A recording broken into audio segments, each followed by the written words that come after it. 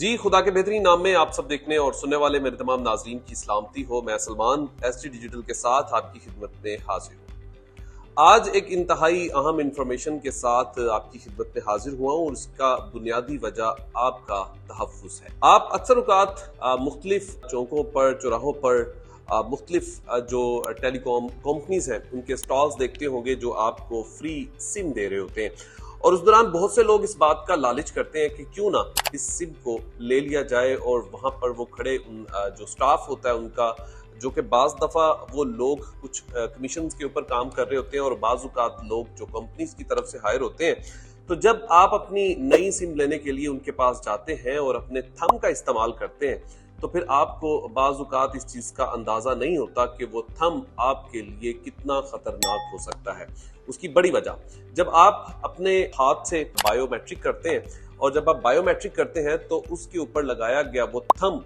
अगर पहली दफा में वो नाकाम हो तो समझ जाएं कि दूसरी दफा लगने वाला थंब आपके लिए मुश्किल पैदा कर रहा है। ये इतलात अब मुख्तलिफ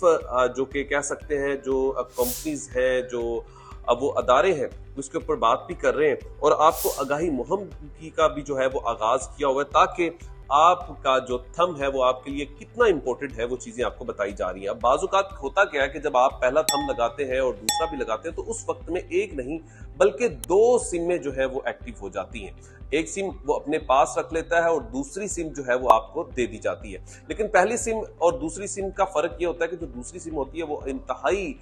कह सकते हैं खतरनाक काम के लिए भी इस्तेमाल हो सकती है। क्राइम पेशा अफराद लोगों के पास भी वो जाती है, तो वहां पर जब वो इस्तेमाल होती है और इस्तेमाल होने के बाद उससे आपकी जिंदगी पर क्या